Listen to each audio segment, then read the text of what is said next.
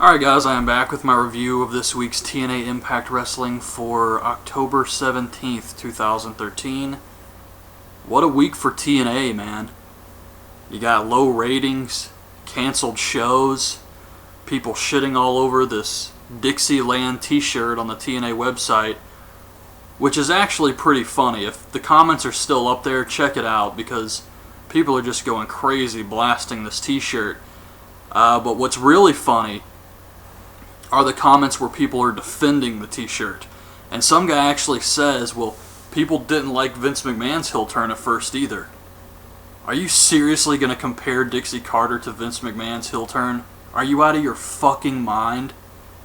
That's insane. I can't believe there are people out there who think this way. It actually scares me a little bit. And then I hear that the contract signing that happens on this show between AJ and Bully Ray caused a lot of confusion about whether the match would be for the title. So I don't know what is up with TNA. But I really hope they don't decide to bring Hogan back because of this, and they think that somehow that's going to help the company. And like, hey, well, Hogan left and now we're low in the ratings and people aren't buying as many tickets to our shows.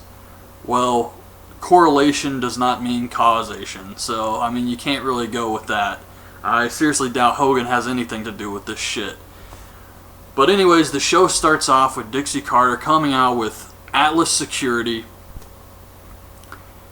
and she offers anyone $50,000 to take out AJ Styles so he can't make it to Bound for Glory.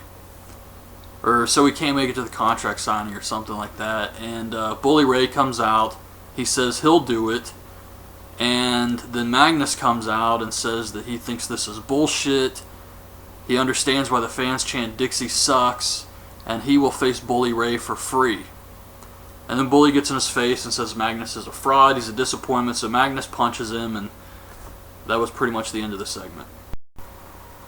So backstage, Bully Ray tells the Aces and Eights, or what's left of them, that he's got their back, and he knows they have his back at Bound for Glory. Then we get a four-way match with Eric Young, Hernandez, Christopher Daniels, and Robbie E.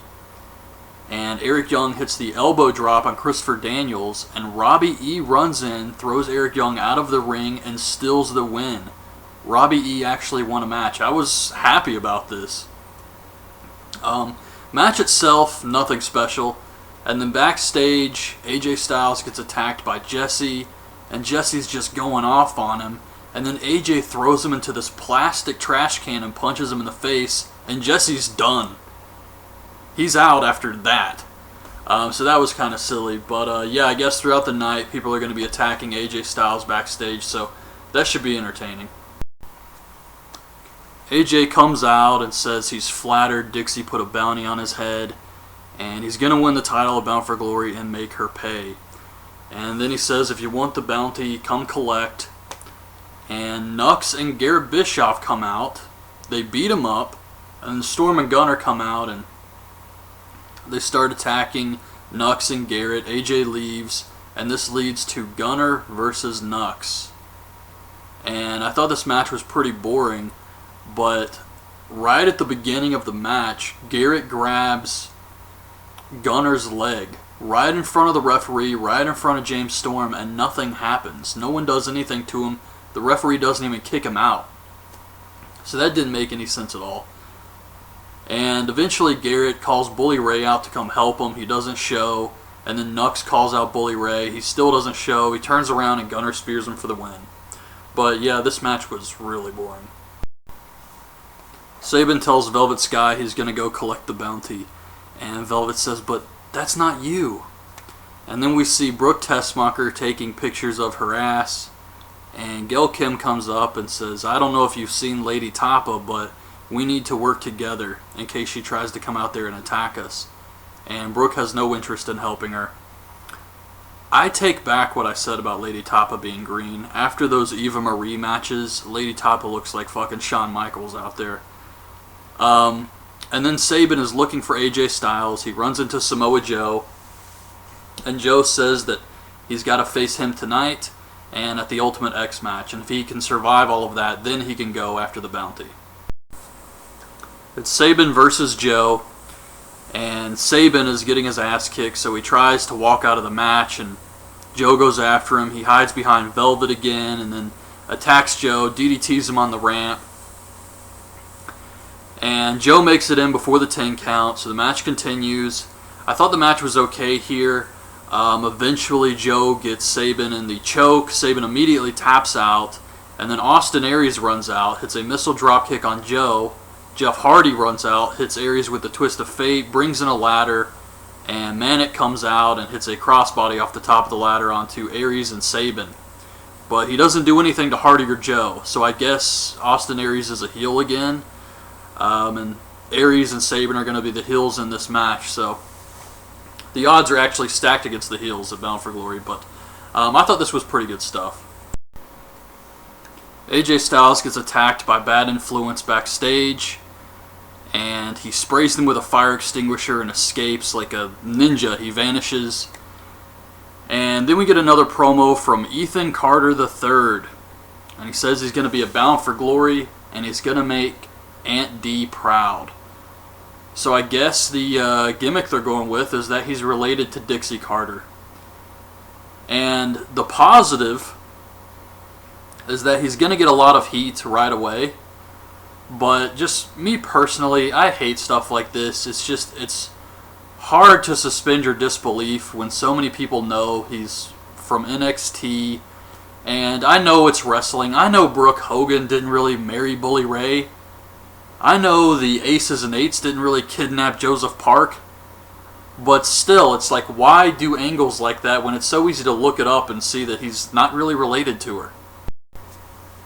Magnus versus Bully Ray.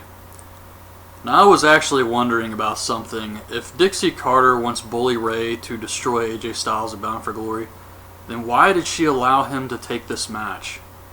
Wouldn't she want him to rest as much as possible and not be beaten down by Magnus, who they've booked as a pretty strong opponent as far as how well he did in the BFG series? But the match was okay, I guess. Ref takes a bump, so Bully goes for the chain. Sting comes out, he grabs Bully's arm, and the referee is distracted by Sting, and Bully low blows Magnus and gets the win. And afterwards, Magnus is pissed. He says, "I just want to prove I can do this by myself," and Sting says that he will be by himself at Bound for Glory. So Kurt Angle comes out, and he says that Bobby Roode is a great wrestler. He reminds him of himself 5 years ago. Not exactly high praise in my opinion, but okay. And Bobby Roode comes out, and he says he deserves to go into the Hall of Fame more than Kurt Angle. What has Kurt Angle done lately for TNA? And he says he's going to defeat him at Bound for Glory. And Angle says he's going to make Roode tap out, so Roode takes a cheap shot. He starts beating down Angle. Angle gets him in the ankle lock, and then Kazarian and Christopher Daniels run out. So of course they put the boots to Kurt Angle here, and Taz says it pays to have friends. Well, where was the Mafia? Not one of those guys ran out to help Kurt Angle this entire time. And Roode gets him in the crossface, and Angle is forced to tap out. You know Bobby Roode is going to lose at the pay-per-view, so at least he made Kurt Angle tap out here. But I thought this entire segment was very well done. It's disappointing. And I know Kurt Angle was in rehab, but it's disappointing that they only had 2 weeks to build up this match. 2 weeks before the pay-per-view to build this thing up. So, considering the time they had, I thought this was pretty good. Something else I thought was kind of funny about this whole Bobby Roode Kurt Angle segment was Bobby Roode says, "I don't want to be like Kurt Angle. Not today. 2 years ago, maybe. 5 years ago, yeah. 10 years ago, absolutely." So he's basically saying when Kurt Angle was in WWE, but once he came to TNA, not so much. Then we get the contract signing with AJ Styles and Bully Ray. And let me just say, Bully Ray killed it. I mean, he was amazing out there. He brings up the Dusty Rhodes Ric Flair feud, and he says that Ric Flair put Dusty Rhodes on hard times, put the wrestling world on hard times. And he says he's going to put AJ on hard times. and he says, "I'm the Darth Vader of the wrestling world, and you are no freaking Luke Skywalker." And I thought that was just a great line. So AJ comes back with, "Well, Bully Ray's a bitch, and I'm going to become the world champion and make Dixie Carter pay." That was pretty much it. And he also says, "You're no Ric Flair and I'm no Dusty Rhodes." Why the fuck would you say that? Oh, man. But, yeah, I thought this was pretty good. And then Bully Ray says, they both signed the contracts, and then Bully Ray says, "You know what, I take it back. I'm not going to put my world title on the line." So that's where the confusion took place. And he says, "Instead, I'm going to cash in this $50,000 right now." He attacks AJ Styles, but AJ grabs the briefcase of money, hits Bully with it, and then he throws the money on Dixie Carter and Atlas Security. So Dixie's on the ground trying to pick up the money, and AJ just gets in Bully Ray's face. And AJ's yelling at him. Bully Ray's just holding the title in front of his face, and they're not hitting each other. These two guys that absolutely despise each other are face to face, and they're not doing anything. So I didn't like that. But that was the show this week. Overall, I thought it was an okay show. A little disappointing considering this was the go-home show for TNA's biggest show of the year. But it did have some good stuff.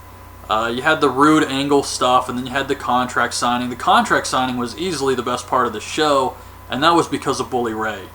But anyways, Bound for Glory is Sunday. I'll be back with my predictions soon. So that's my review. Hope you guys liked the video. Leave your thoughts on the show in the comments, and thanks for watching.